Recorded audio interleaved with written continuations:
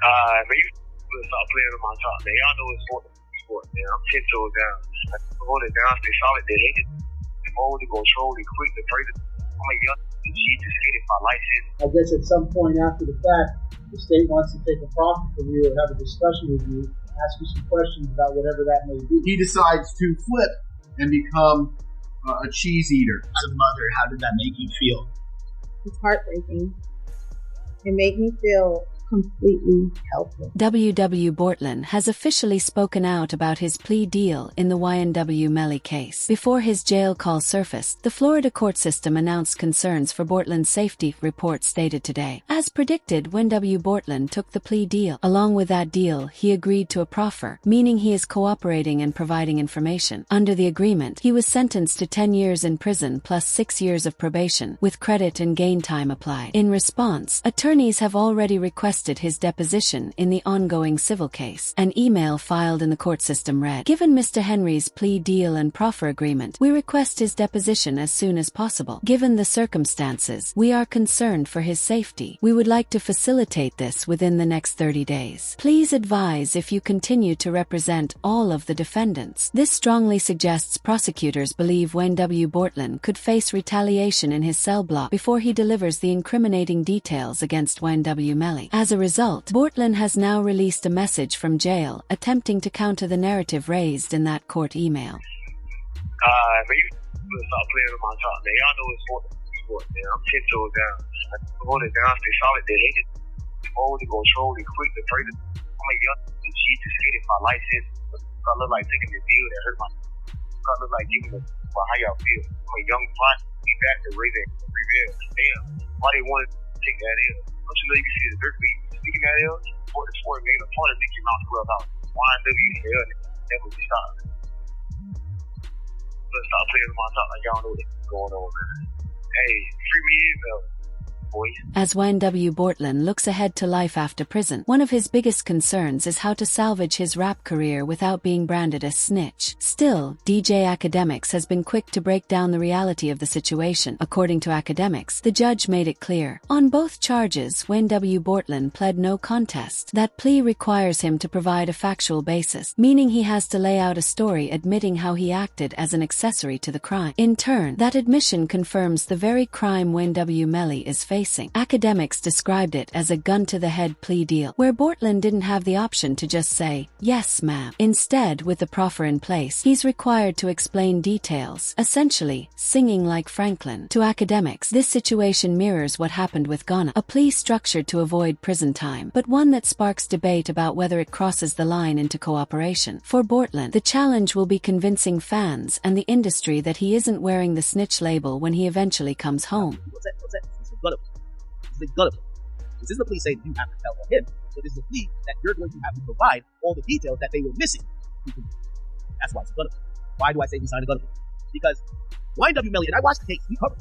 YNW Melly's case is that number one, you guys have not really got to prove that this is actually they have to prove that this thing with this person being the offender. Also, the accessory after the fact confirms that Bortlen, that's kind of like almost like a sub part of a conspiracy.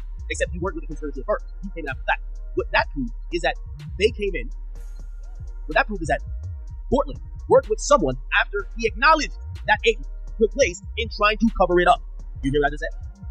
When pleading to an accessory to after the fact, you have to acknowledge that it happened and you assisted someone or in some way to cover it up. Now, if Melly stated it, I don't know, and then secondly, I don't know who but they said it was a drive-by. To put DJ Academics' breakdown into simpler terms, Wayne W. Bortlen doesn't have to directly snitch on Wayne W. Melly, but he is required to tell prosecutors exactly how the crime unfolded from his own perspective. Since he was inside the car when the shooting happened, his testimony carries heavy weight. Even if Bortlen never mentions Melly's name, describing how Sackchaser and Juvie were killed from inside the vehicle will automatically confirm there was no drive-by, completely undermining Melly's defense strategy. The prosecutors will be able to verify whether Bortlen Bortlen is telling the truth through his proffer agreement, and the stakes were clear when he entered his plea. It was officially announced that YNW Bortlen accepted a deal, receiving 10 years in prison followed by 6 years of probation. This deal saved him from facing multiple life sentences. But in exchange, Bortlen agreed to tell prosecutors everything he knows about the YNW Melly double murder case. Even the judge admitted in court, "I don't know how your lawyers pulled this off." I understand that you want to resolve both cases today. Is that correct? And that resolution is an agreement you've reached with the state, the terms of which are as follows. Number one, in the 19 case, you're going to plead no contest to both counts of accessory after the fact. In the 23 case, you're going to plead no contest to all 4 counts as charged. In exchange for that, the state is going to nullify, that is, drop the 2 first degree. In exchange for that, I'm going to adjudicate you guilty on the 2 accessory counts as well as the tampering count. I'm going to sentence you to 10 years in Florida State Prison. This is being called one of the greatest plea deals ever, cutting down from facing 5 life sentences to just 10 years in prison with credit for time served. The news quickly spread, and even Lil Wayne and Kodak Black's attorney, Bradford Cohen, weighed in. According to Cohen, YNW Bortlen has bitten the cheese and is now likely to flip on rapper YNW Melly after accepting his plea in the double murder case. Let's talk YNW Melly and YNW Bortlen. He is now doing the triple Lindy. For those youngsters that don't know what the triple Lindy is, it is when you do several flips off a high dive, and he will be flipping.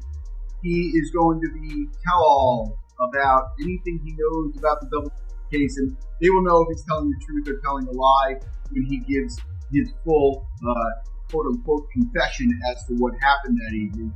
And that's what happens. A lot of times where guys are in prison for 4 or 5 years awaiting trial and looking at a life sentence, and they're offered 10 years where they'll be home probably in another 3 years that he'll serve, he decides to flip and become a cheese eater. And that's what happens a lot of times on these cases. And I was expecting it to happen a lot sooner than it did. He held out for quite some time. But long story short is it looks like he's going to flip. And it makes the case on YNW Melly, depending on what he says, which I anticipate he'll say that YNW Melly is responsible. Even 6ix9ine chimed in, saying YNW Bortlen just locked in his plea deal with prosecutors, and that means YNW Melly is finished. "I told y'all about these rap dudes years ago. They were scared of how big I was, so everyone singled me out," 6ix9ine said. In court, even the judge told Bortlen directly that prosecutors will want him to sit down for an interview, making it clear that his cooperation is now part of the deal. Lastly, I want to make it very clear on the record, and unrelated to this negotiated cheese plea, I guess at some point after the fact, the state wants to take a profit from you or have a discussion with you, ask you some questions about whatever that may be. What I want you to understand, sir, is I guess that's part of this negotiated resolution, but your answers to any of those questions, whatever they might be, have no bearing on me and have no bearing on this negotiated resolution. In other words, the deal you negotiated is the deal you negotiated. And that's the ball. You understand all that, sir? Have you had enough time to talk to your lawyers about all that? They've answered all your questions? You're sure that that's what you want to do?